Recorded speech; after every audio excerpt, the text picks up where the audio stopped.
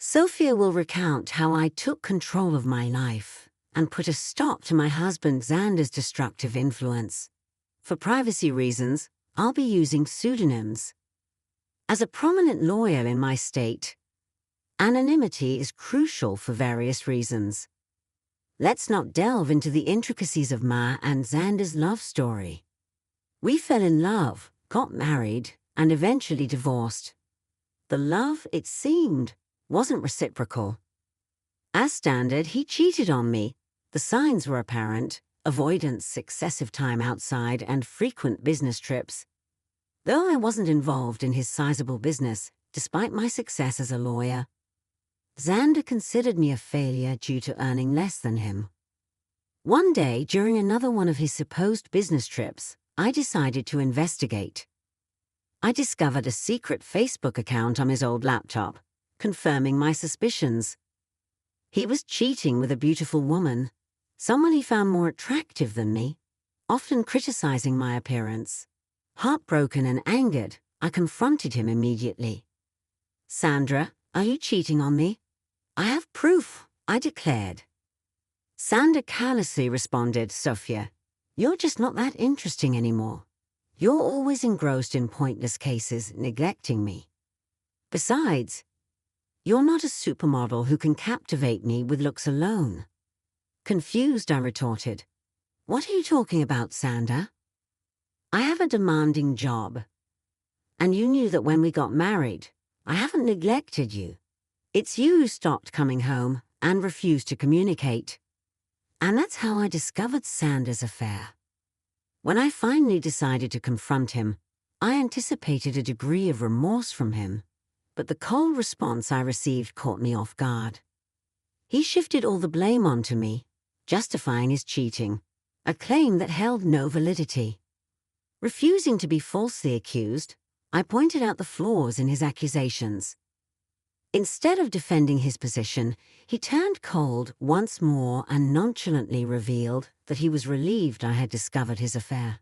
In a chilling tone, Xander declared, "Good that you found out, Sophia. I no longer have to hide my beautiful girlfriend. She and I will have a perfect life together after I divorce your useless self. Finally, I will marry someone who's worthy of me and my name." His words hit me like a ton of bricks, sending a cold shiver down my spine. As he spoke of divorce, he not only insulted me, but also asserted that I was not good enough for him, accusing me of being a bad wife. He showed no remorse for his affair, and even boasted about how a mistress would make a better spouse. Tears streamed down my face as he demeaned me, proclaiming his affair with pride. This was the man I had loved for over a decade, and his words left me shattered. Through my tears, I asked, "How could you say that, Sander? All these years, I've been beside you through thick and thin, honoring my vows and valuing you above all else." His calloused response cut deep, dismissing my worth. "Well, Sophia, it doesn't matter anymore. You're just not right for me. I'm now a proud business owner, and a woman with average looks and a pretentious law degree won't do me any good." Feeling utterly demeaned, I protested. "How could you, Xander? I'm a capable woman, even if I don't fit your narrow definition of beauty. I've been a good wife to you, and now you're contemplating divorce." Correcting me, he stated coldly, "I'm not contemplating divorce, Sophia. I've already decided to divorce you. I'm done. I don't want to be with you anymore. I will file soon and have already hired a great lawyer. You better move out before I come home. I don't want to see your ugly face anymore." A few hours after Xander hung up on me, he sent the divorce papers through a friend who looked at me sympathetically. I numbly accepted the papers, shut the door, and cried miserably, letting the reality of my wasted years with a horrible man sink in. However, I decided I wouldn't let this break me. I was a strong woman who would take control of her life and teach Xander a lesson. When Xander's friend delivered the papers, he mentioned that Xander had talked about drawing out the divorce.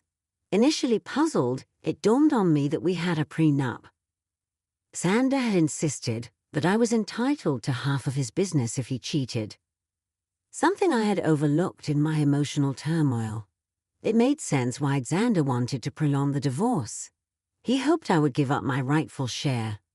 Determined not to let go of what was rightfully mine, I immediately called his lawyer and set up an appointment.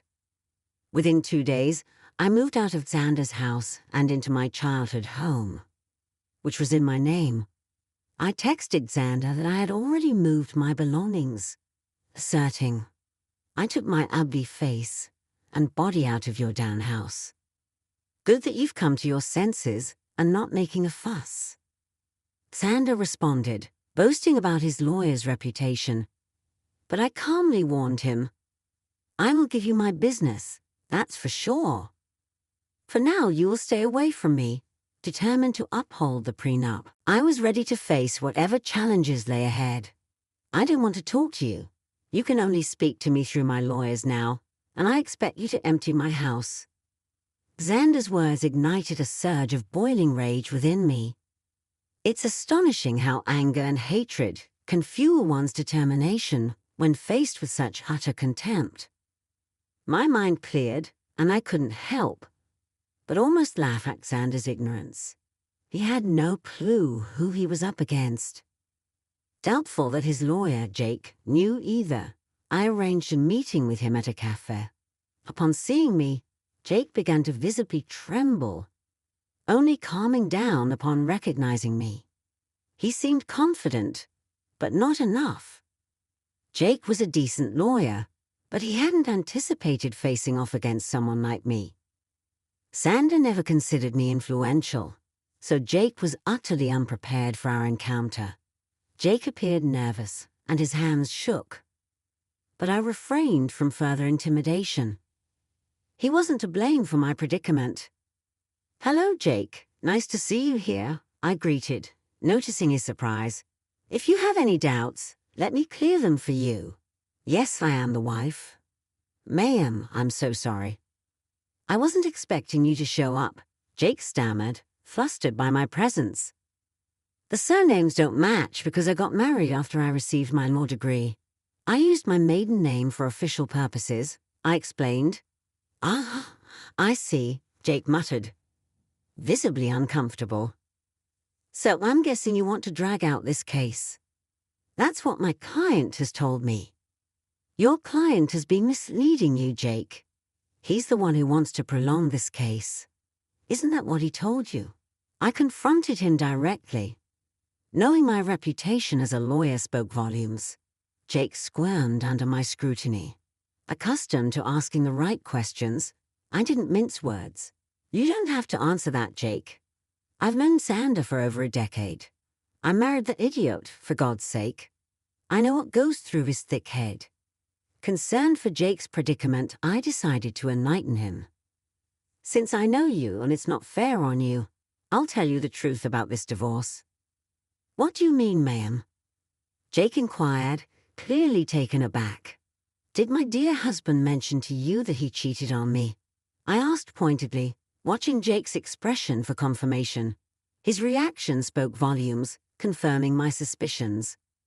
Once again, Jake was caught off guard by my revelation. I won't lie to you guys.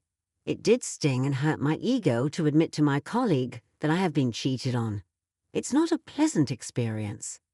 However, I knew better than to betray my emotions.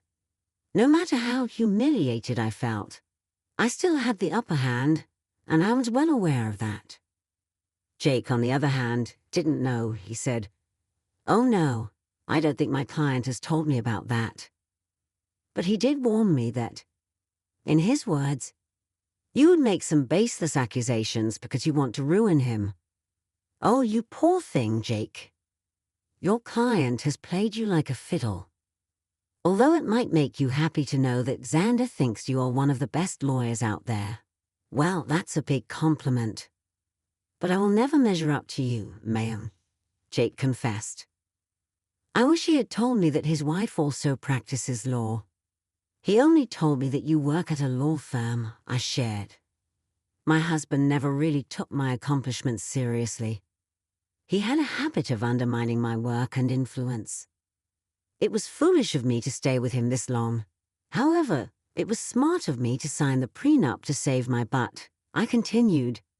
Jake was completely taken aback by the mention of the word prenup. He looked shocked, and the term seemed foreign to him. I didn't need to be a rocket scientist to know that he had been ambushed again. Xander had conveniently forgotten to mention the prenup to Jake, perhaps hoping I had forgotten about it. Well, who knows? It didn't matter since the word of the prenup was out there. Jake was frazzled. There's a prenup in this marriage. Your husband hadn't mentioned that. Do you have any proof, ma'am? Jake inquired. Oh, I do have plenty of proof, Jake. I brought the papers along. I had a feeling that Xander would try to get out of dealing with the consequences of his actions. Well, not on my watch, I replied confidently. I would really like to see the papers, ma'am. Also, I think I would need to see proof of his affair if you have any, Jake requested. Don't worry, Jake. I brought along everything. Like I said, it isn't me who wants to drag out this divorce. The sooner it happens, the better it is for me, I assured him. I handed over all the evidence to Jake, from messages to pictures and documents. I had all the proof right in my handbag, casually giving them to Jake, knowing that the case would always go in my favor. Jake studied each and every document thoroughly before signing and looking rather defeated. I see that you have solid proof of everything, ma'am. I had no idea about all of these things, Jake admitted. I figured that out, Jake. Also, I know how difficult it is to work with unreliable clients, especially when the opposite party has an equally strong lawyer for their case. I sympathized.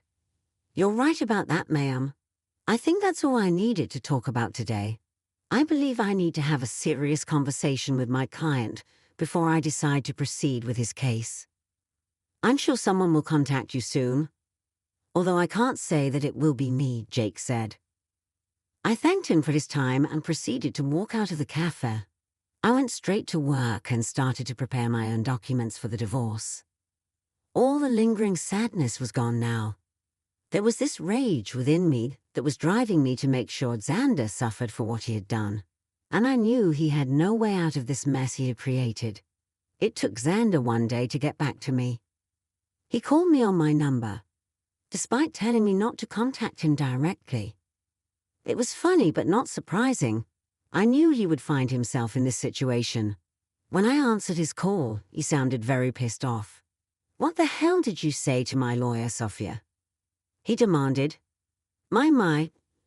Look who's calling after telling me to stay away. Now what happened with your lawyer, Xander? Stop playing around, Sophia.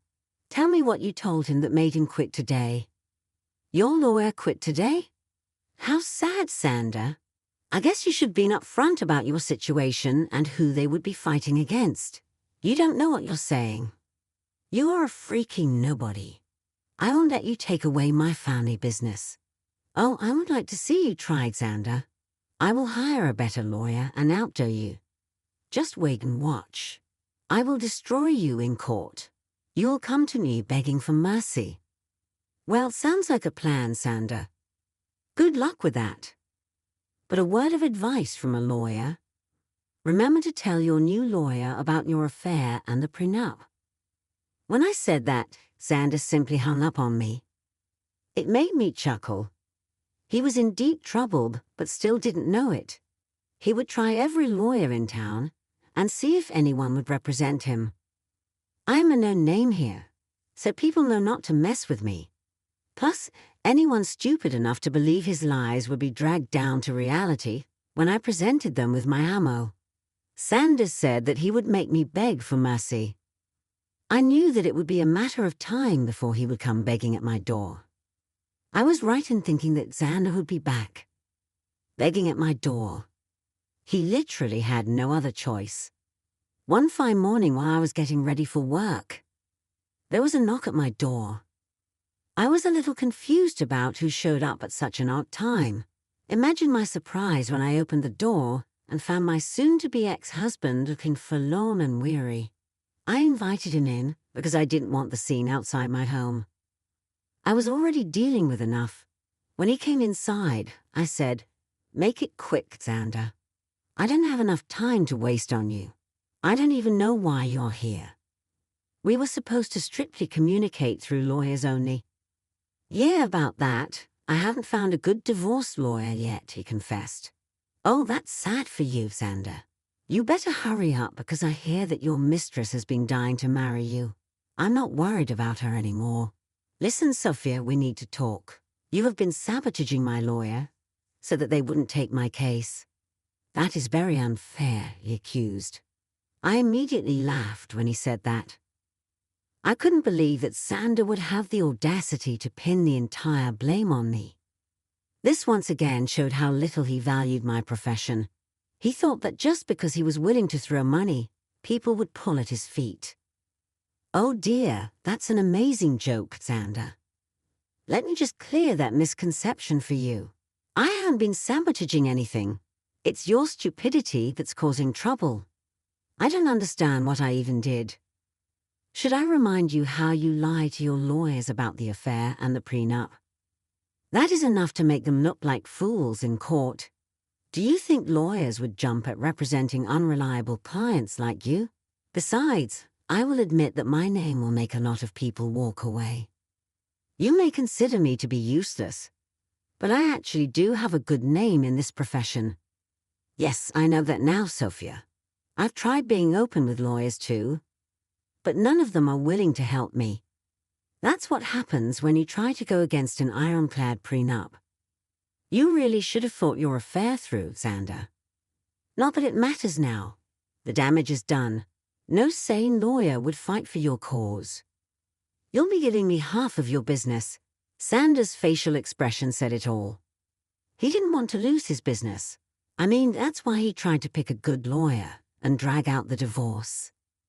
He wanted to keep me hanging long enough until I would snap and just leave him alone without demanding half of his company. After a few days, it became clear to him that no one would take his side.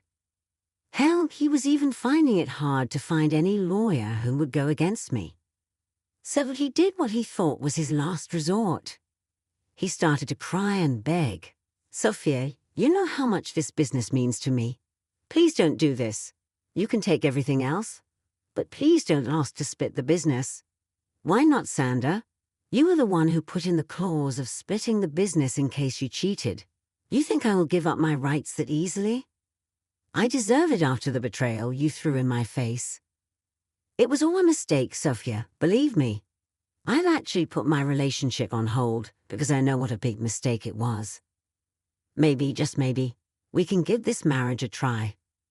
I can say for sure that this hurdle will only make us stronger."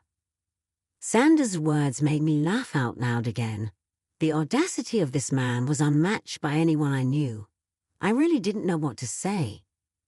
He was actually asking to get back together, as if I would be stupid enough to do that. I did know that he had put a pause on his relationship with his mistress. The rumors were out that the mistress was not happy, and neither was Xander. But if he thinks this will make me go back to him, he is dead wrong. I already made the mistake of marrying a piece of, and learned my lesson the hard way. Plus, I knew why he was suddenly desperate to get me back. You must be delusional for suggesting something like that, Xander. I didn't come this far in life by being utterly stupid. I know that you want to get back to me because you don't want to split your business. Sophia, we were happy together. Let's just look past this one time and restart our marriage. I will cut off my mistress, I swear. There's no reason to do that, Xander. Believe me, that woman is going to start running once she finds out that you won't be very rich after the divorce. As for me, this is my golden chance to get out of this sham of a marriage. I must thank you for showing your true colors before we had kids. Now you will reap what you have sown. With that, I was pretty much done with my piece. I immediately stopped talking while Xander kept begging and pleading with me not to take his business. It was a rather pathetic scene, but it didn't move me at all. Instead, it made me think of the times I went to bed crying because of this piece of exploitative person I call my husband. Seeing Xander in a vulnerable place only gave me satisfaction and completed my revenge. Now I simply needed a clean break to start fresh. Well, I definitely got more than what I had bargained for. Karma hit Xander hard and fast. He tried for weeks to change my mind and make me come back home. I turned a blind eye to everything simply because I wasn't interested in his drama. I was ready to move on. Since he had filed for divorce already, I hired someone from my firm to represent me. I'm not a divorce lawyer, so I couldn't do it myself. Besides, I wanted as minimal interaction with him as possible. After a month of trying to change my mind, he was forced to get a lawyer and ask for a clean break. He knew that if I took the case to court, he would only face humiliation and ultimately waste money on lawyers appointed by the court. So he receded and asked for a mutual split. The prenup made it super easy for me to get the divorce. Of course, I had plenty of proof to show everyone that Xander cheated. As per the prenup, he was supposed to give up half of his business to me. He wasn't happy, but there was no way out. So he signed over half of it to me. We did give him an offer to buy me out, but he had no money. Now, why would a big business owner like Xander have no money, you ask? Well, he had spent it all on his mistress, who is now not taking his calls or texts. I guess she figured out that he won't be rich anymore. But now no one is willing to date her because they know what a gold digger she is. What goes around comes around, I guess. Well, the mistress was the least of Xander's troubles. With half of his business gone, his earnings were severely reduced. He had to sell his house because he didn't have much money to maintain it or even pay the mortgage properly. He's currently renting a condo that is a serious downgrade from the big mansion he stayed at. He did try to get back with me again in the hopes of regaining full control of his business. Well, safe to say that is never happening. He now either has to continue the way it is or manage to save enough money to buy me out. If you want to know about me, I'm actually doing pretty well. I have appointed someone to take care of my share of Xander's business, and so far, things have been amazing. I ended up upgrading my lifestyle by buying a new mansion due to my combined income from law practice and business. Things are going well. I'm living my best life, and I honestly couldn't be happier. All in all, the divorce played out well for me. Instead of getting played by my ex-husband and his mistress, I ended up ruining their life.